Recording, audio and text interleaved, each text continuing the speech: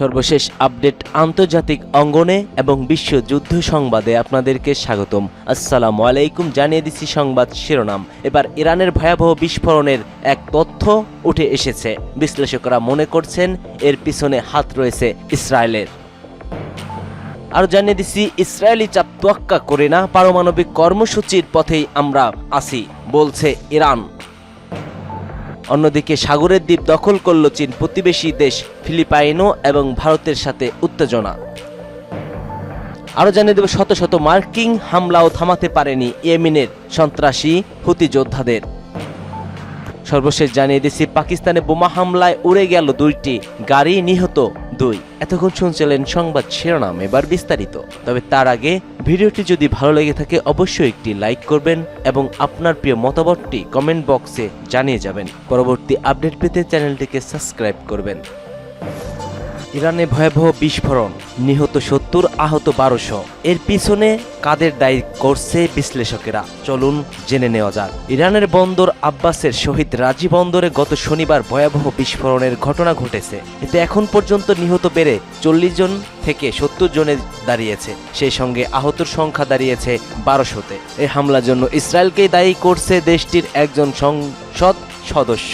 তেহরানের এমপি মোহাম্মদ শেরাজ বলছে এই প্রাণঘাতী বিস্ফোরণের পরিকল্পনা করেছে ইসরায়েল। তিনি দাবি করছেন পূর্ব পরিকল্পিতভাবে কন্টেইনারের বিস্ফোরণ রাখা হয়েছিল এবং দূর থেকে সম্ভবত স্যাটেলাইট বা টাইমারের মাধ্যমে বিস্ফোরণ ঘটানো হয়। এই বিস্ফোরণ কোনো দুর্ঘটনা নয় বলেও দাবি করেন ইরানের এই পার্লামেন্ট সদস্য।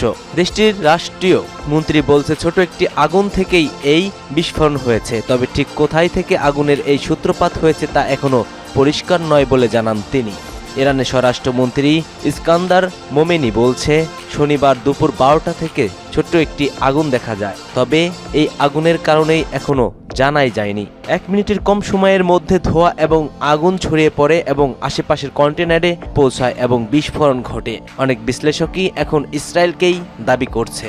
ইসরায়েলি চাপ তোয়াক্কা করি না, পারমাণবিক কর্মসূচিতেই হাঁটব আমরা বলছে ইরান। ওয়াশিংটনের সঙ্গে পরোক্ষ আলোচনায় ইরান স্পষ্ট জানিয়ে দিয়েছে ইউরেনিয়াম বৃদ্ধি করার অধিকার তাদের অভ্যন্তরীণ ও সার্বভৌমত্ব বিষয়। একই সঙ্গে যুক্তরাষ্ট্রের একতরফা ও অবৈধ নিষেধাজ্ঞার কার্যকরভাবে প্রত্যাহারের দাবিও তুলেছে ইরান।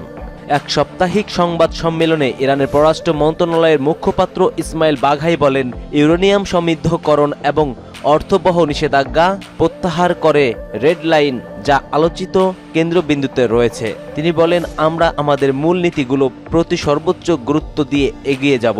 এসব নীতির প্রতি সম্মান না দেখানো হলে কোনোভাবেই চুক্তিতে আসব না বলছে তেহরান। ওমানের মধ্যস্থতায় সম্প্রতি ইরান ও যুক্তরাষ্ট্রের 3 দফা পরোক্ষ আলোচনা করছে। তেহরান স্পষ্ট করেছে ইউরেনিয়াম সমৃদ্ধকরণ একটি সার্বভৌমত্ব অধিকার যেখানে কোনো আপোষের সুযোগ নেই। ইরানের রাজনৈতিক বিষয়ক উপপররাষ্ট্রমন্ত্রী মাজিদ তক্তর রাভাঞ্চিও দেশটির দৃঢ় অবস্থানের কথা পূর্ণ ব্যক্ত করেছেন।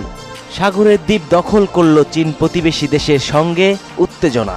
দক্ষিণ চীন সাগরে একটি দ্বীপ দখল করেছে চীন। এ নিয়ে প্রতিবেশী দেশের সঙ্গে তাদের সম্পর্কের উত্তেজনা দেখা দিয়েছে। ব্রিটিশ সংবাদ মাধ্যম বিবিসির এক প্রতিবেদনে এ তথ্য জানানো হয়েছে। প্রতিবেদনে বলা হয়েছে, দক্ষিণ চীন সাগরের একটি ক্ষুদ্র দ্বীপ দখলের অভিযোগে আবারও উত্তেজনা বাড়ছে চীন ও ফিলিপাইনের মধ্যে।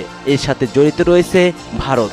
চীনের রাষ্ট্রীয় সংবাদ মাধ্যম সিসিটিভি জানিয়েছে, চীনা কোস্ট গার্ড এপ্রিলের শুরুতে স্প্রাটলি দ্বীপপুঞ্জের সান্ডিকেতে সামুদ্রিক নিয়ন্ত্রিত ও সার্বভৌমত্ব কর্তৃত্ব প্রয়োগ করেছে। সিসিটিভির প্রকাশিত ছবিতে দেখা গেছে 4 জন চীনা কর্মকর্তা কালো পোশাক পরে চীনের জাতীয় পতাকা হাতে বিতর্কিত ওই বালুচরে দাঁড়িয়ে আছেন। ফিলিপাইন সরকার জানিয়েছে তারা 3টি বালুর দ্বীপে অবতরণ করেছে এবং একটি ছবিও প্রকাশ করেছেন যেখানে ফিলিপাইনো কর্মকর্তারা একইভাবে জাতীয় পতাকা ধারণ করে ছবি তুলেছেন, যা অনেকটা চীন ছবির অনুকরণ করা হয়েছে। তবে এখনো নিশ্চিত নয় ফিলিপিনো বাহিনী সান্ডি দ্বীপে অবতরণ করেছে কিনা। ফিলিপাইনের national task force west Philippine sea NTF WPS এক বিবৃতিতে জানিয়েছে তারা এক বালুচরে কাছাকাছি 1000 গজ দূরে একটি চীনা কোস্টগার্ড জাহাজ ও 60টি চীনা মিলিশিয়া নৌযান লক্ষ্য করেছে।